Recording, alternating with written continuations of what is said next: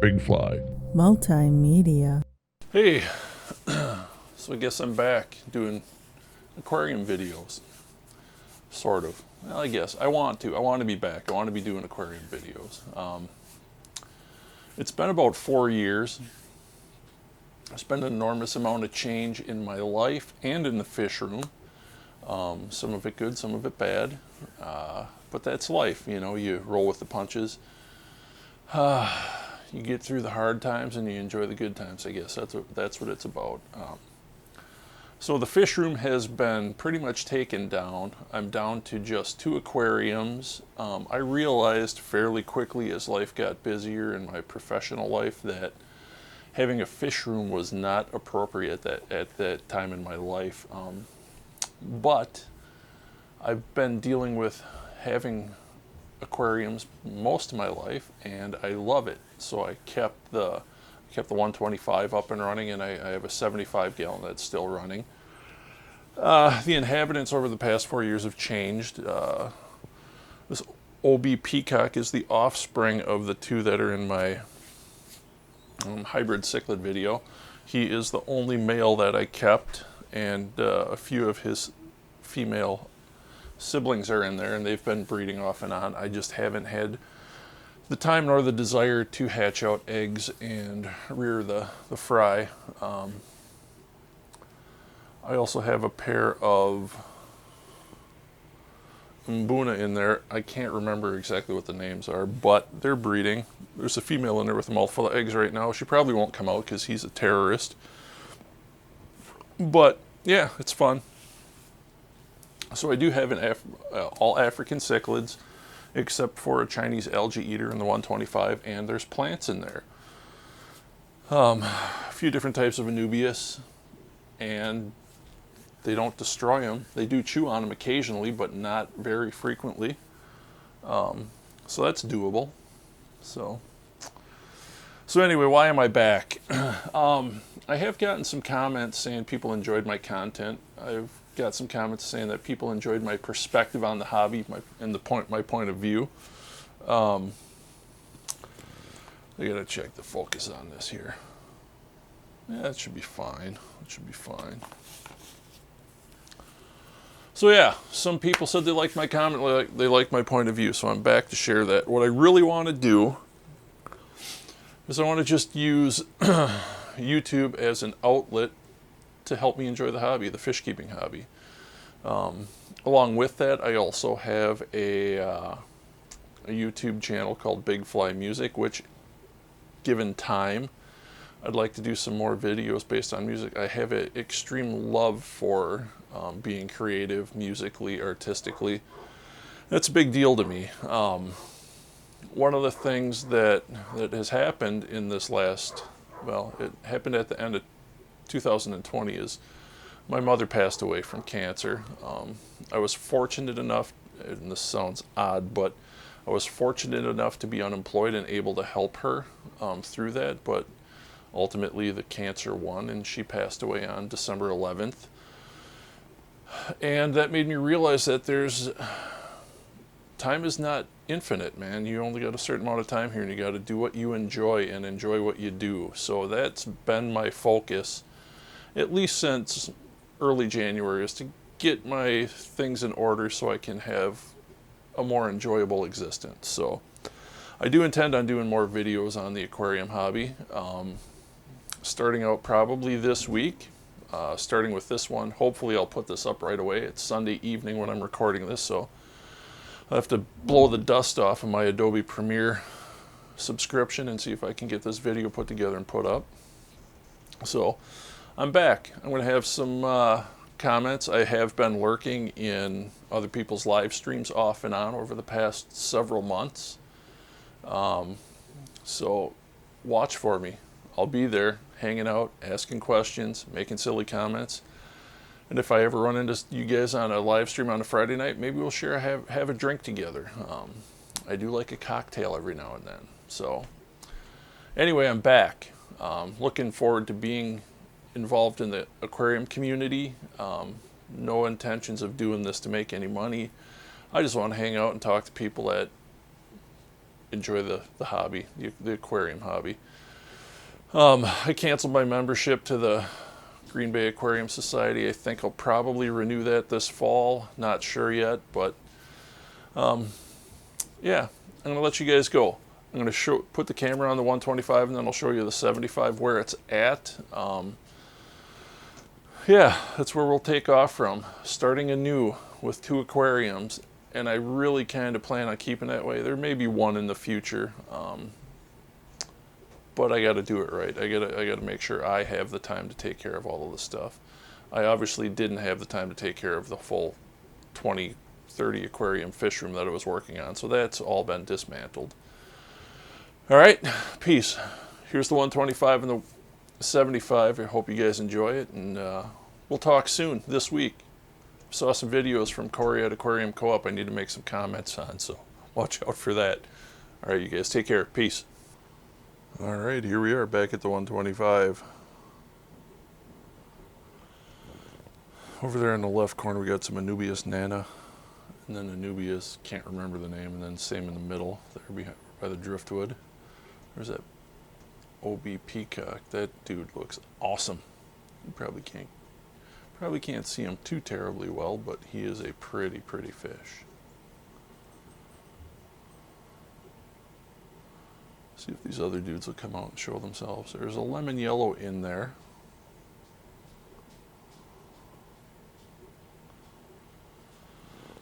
They all seem to be hiding right now because of the activity.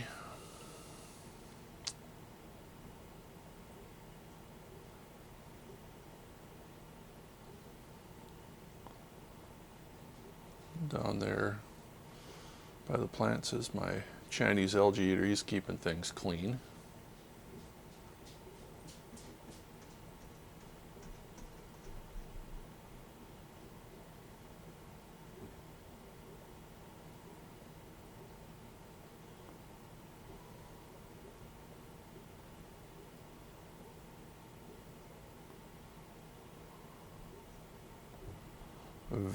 Very relaxing to watch these dudes.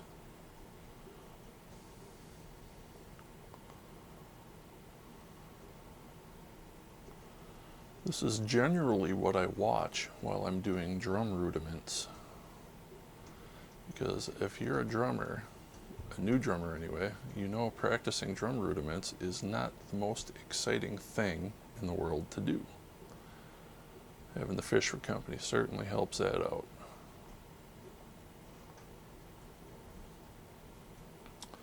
Well, I can't believe none of these other dudes are coming out. There's some Libidinochromis in there. I swear to God they're in there. They are hiding. Things get a little tense when the breeding starts happening, and I think this OB Peacock has been trying to do some breeding with his sisters, which is kind of gross, but in the fish world I guess that's not that big of a deal. Over there on top of the rock pile by the intake, that is the offspring of a lemon yellow and one of the other Libidinochromis in there. That's not a lemon yellow, but ironically they did breed in, I believe they're Libidinochromis. Don't take my word for that. I've been out of touch on the lingo, the fish terminology lately, especially the scientific names for some of these guys.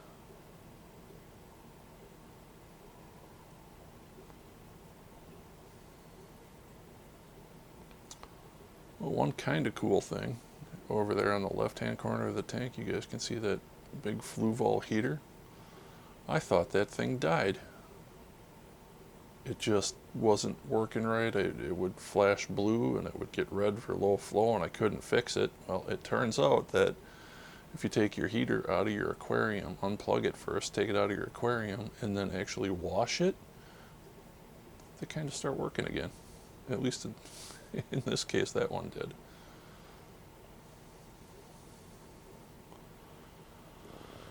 Way over there on the right side of the aquarium in the back corner, if you can see that, that is, in my opinion, one of the best heaters ever made, because that heater back there is a Visitherm heater that is probably, I would imagine, probably 27 or 28 years old.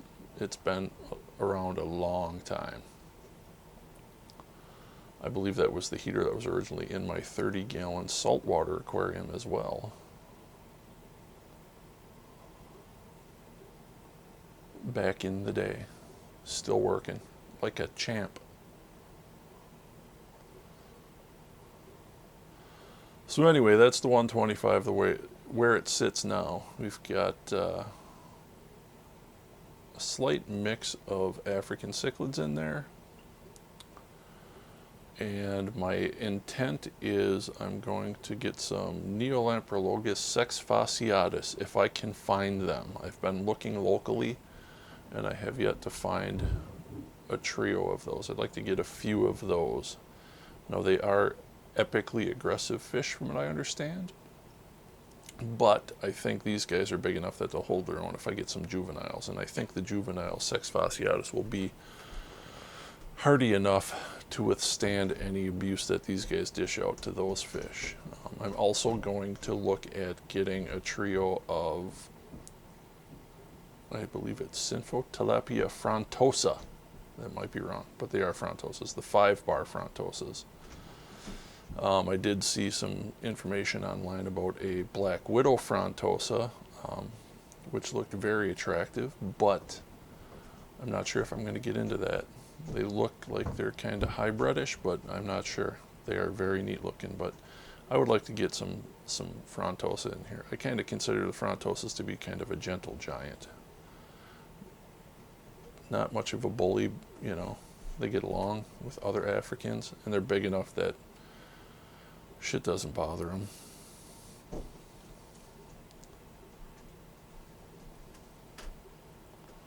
So let's drop off of here and we'll go and switch over to the 75 gallon. Alright, here's the 75. And these guys think they're going to get fed now, so they may be hard to see and may be out of focus. I was running a Marineland canister filter on this aquarium. And like every other canister filter I ever had, at the least opportune time, it decides to leak. So I think that was my last run of ever running a canister filter.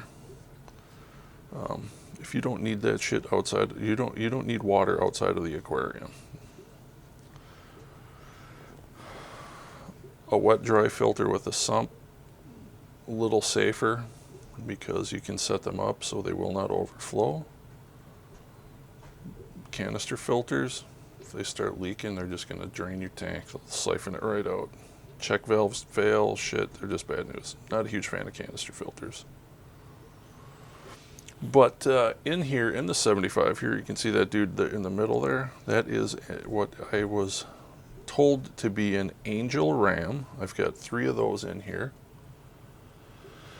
I understand those angel rams are hybrids. Hybrids of what? I'm not completely sure. But they just looked cool, so I threw them in here. I think they're great. For plants in this tank over in the bottom right hand corner, I just kind of cut those crypts back completely. We've got some hogwort, I believe it is, or thornwort, and then a bunch of Anubias in here.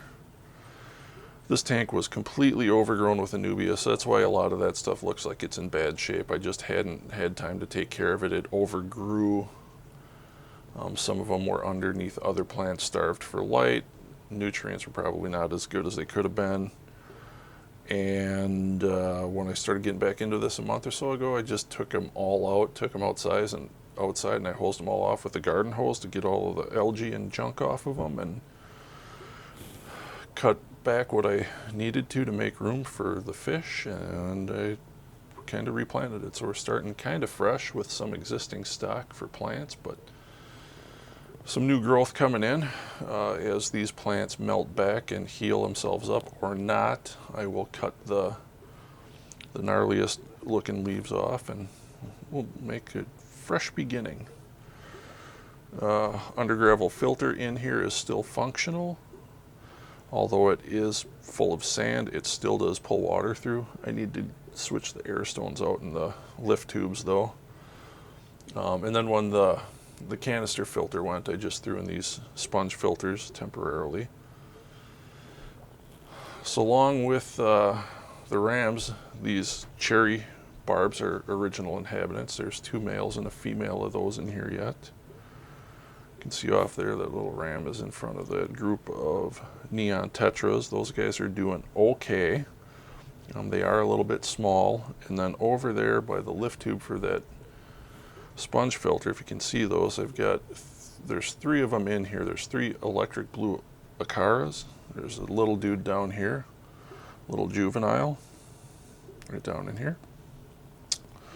And then the 2 bigger ones back there that are coming up by my finger here, these guys, I believe, they're pretty young yet, but I believe they're pairing up. They may be too early to sex, and I'm not going to go through the trouble of venting them. If they pair off and breed, that's like a bonus. I think that's going to be cool to watch, but I don't know a lot about them. But those 2 definitely hang out together a lot, and they chase that juvenile away every chance they get. So yeah, so this is the 75 gallon where it stands today. Those lift tubes, I don't know if you guys remember that, but I sculpted those out of epoxy sculpt, kind of a polymer clay that self-hardens. It's pretty cool. They held up quite well. They look kind of cool, covered in algae. But yeah, so here's the 75. I do have a trio of fairly juvenile, fairly small Corydoras catfish, little spotted ones. There's one right down here. You guys can see them cruising around. So there's 3 of them that size. And then I have 1 offspring of the breeding trio that I had about 3 years ago that I kept. And he's back there in the back. You can kind of see him swimming around. But he's an adult, full grown. So the Corys are fun. They kind of school up a bit too, which is cool to watch. But so this is kind of where this tank is at, and I think this is completely stocked. I do not believe I'm going to add any more fish. I am assuming that these angel rams are going to get a little bit bigger, but probably not a whole lot. But I do know the electric blue acaras are going to probably get, I would guess in this tank, they will probably get 3-4 inches long. At least I hope they do, so that would be kind of cool. But between this tank and the African cichlid tank, I would say this one is the one that gets me closest to falling asleep. It is super relaxing to watch this tank.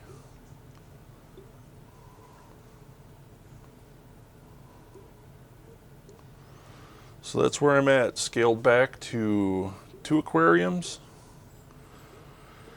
I'm on a water change schedule of every 2 weeks, testing my water never. Probably should test it more often, but just keep the mulm down in this planted tank, keep the plants happy. I'm currently not fertilizing anything, so anyway, we'll see what happens. I'm hoping that these fish all get along and grow up happy and healthy together, and I'll bring you guys along for the ride when something changes. I'll let you know. But this will be it. This is stock. We're just going to let the plants grow out. When they're done melting back and the algae is gone, this should look pretty cool. Super glued Anubias to rocks and driftwood everywhere. So, all right, you guys, there you have it. I'm back. At least I am for today. Good to see you guys around. And watch for me on. Hey, next time I see Bob Steenfot having his live stream, I'll stop in and say hi to you guys there. How's that sound? All right, keep it fishy. That's my new saying. We'll talk to you later, man. Peace. Big Fly Multimedia.